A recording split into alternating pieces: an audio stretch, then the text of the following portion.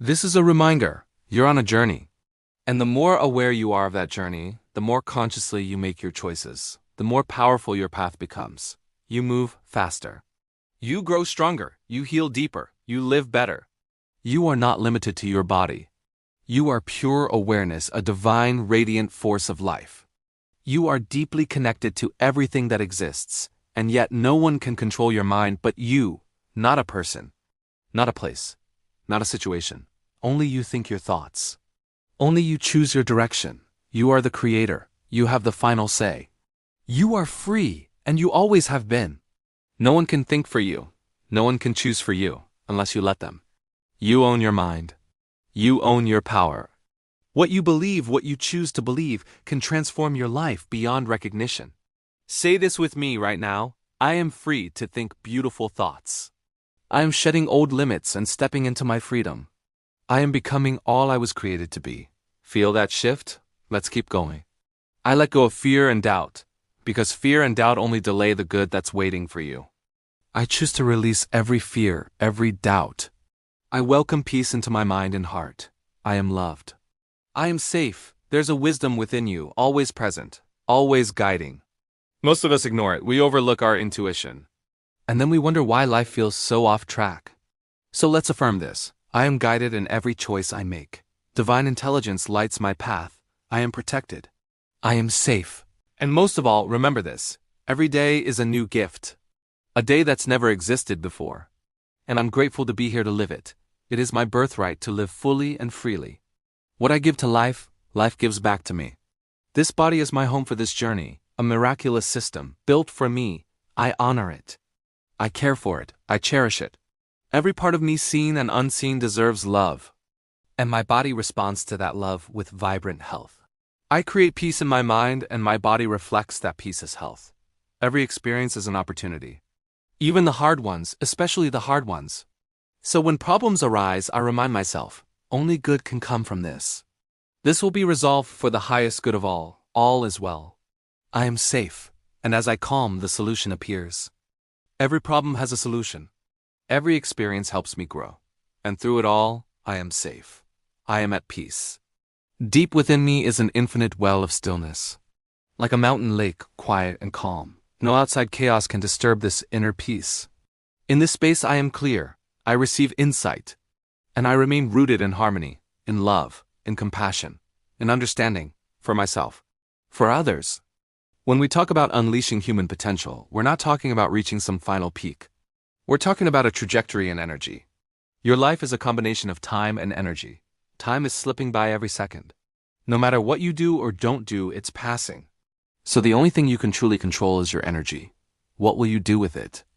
If you raise your energy, your awareness, your intensity, you can achieve in 1 year what might take others 10. That's how impact is made. That's how you multiply your presence on Earth. Not by time, but by how deeply you live it. Being impactful means becoming conscious. Because when you live unconsciously on autopilot, you leak energy through habits, distractions, and compulsions. Think about it. Most people sleep away 8 hours a day. That's 1/3 of life gone. Another huge chunk goes to maintenance, eating, hygiene, errands. Half your life can disappear before you even really begin. Now, in the time that's left, most people are stuck in mental loops. The same thoughts, the same emotions, the same habits on repeat. But what if your thoughts, your emotions, and your body were your tools, not your enemies? That's the shift. My body, my energy, my emotions, they serve me. They don't limit me. But for most people, those same things rule them. Not because they have to, but because they've never been taught how to take control. Think about the author Toni Morrison. She wrote in the early hours. While the world was quiet, she made her coffee, sat down and created. Before the sun rose, before the demands of motherhood, before her full-time job, bills, and chores, she created. She said the light was her signal. It wasn't about being in the light, it was about arriving asterisk before asterisk it. It wasn't just spiritual for her, it was survival. As a single mom with 2 kids and a full-time job, writing had to be done in the margins of the day. But those early hours, they were hers. She was clear, she was energized. She was free. And that's where her first masterpiece, Asterisk, The Bluest Eye Asterisk, was born. Then came 10 more novels. nonfiction, children's books, a Nobel Prize. She didn't just succeed. She succeeded while showing up for her children. She did both. Waking up early isn't glamorous, but it is powerful. Let's be honest, no one is really a morning person by default. But in the morning we are free. Hemingway wrote in the early hours. CEOs hit the gym before sunrise. Great coaches arrive before the team. Why? Because the morning is untouched. There are no distractions, there's no noise. Even Marcus Aurelius, the emperor of Rome, had to convince himself to get out of bed. He wrote in his journal, "Is this what I was made for? To stay warm under blankets?" We weren't born to stay comfortable. We were born to contribute, to grow, to rise. And yet we still hit the snooze button. We pass on the most valuable hours of the day, the quiet ones, the sacred ones. The Puritan preacher Jonathan Edwards once said, "I think Christ recommended rising early by rising from his grave very early." Maybe that's why mornings feel so holy. Our ancestors rose early to pray, to farm, to fetch water, to work. So when it feels hard to wake up, remember where you come from. Remember what's at stake. You are lucky to be here. You are lucky to be alive. Be glad to be awake. And more than anything, use the in a world full of distractions. Where your attention is the most valuable currency. Only those who learn to focus will rise above the noise. Let me ask you something. When was the last time you sat in complete silence? No phone, no screen, no music, just you and your thoughts. It's hard to remember, isn't it? And that's not your fault. You've been raised in a world designed to keep your mind scattered. It's a constant battle for your attention, and right now you're on the losing side. Think about this. The average person touches their phone 2,617 times per day. That's not a typo. 2,617 times. That's 2,617 interruptions, pulling you away from your goals, from your peace, from your true potential. Every time you pick up that device, you're giving away a piece of your focus. And you might think this is just a sign of laziness, but you're not lazy. You're just untrained in a world that profits from your distraction. You see, focus isn't just about working hard. It's about working clear. It's the ability to lock your mind onto one single target and say a firm no to everything else. The most successful people in the world, they don't have more time than you. They have more clarity. They have a system for their attention. They don't wake up in the morning and ask themselves, "What do I feel like doing today?" No, they wake up and say, "This is the mission. Let's go." They operate with intention, not on impulse. Focus is a muscle, and right now, yours might be weak, underdeveloped. But the good news, it can be trained. Just like any other muscle in your body, it gets stronger with consistent effort. The real battle isn't out there, against the world and its endless notifications. The battle is in here, inside your own mind. Your mind is an incredibly powerful tool, but left to its own devices, it's also undisciplined. It's wired for survival, which means it craves instant pleasure and avoids pain at all costs. And it absolutely hates boredom. That's why the moment things get difficult, the moment a task requires real mental effort, your mind starts whispering excuses. Check your phone. You deserve a break. You can do it later. That isn't you.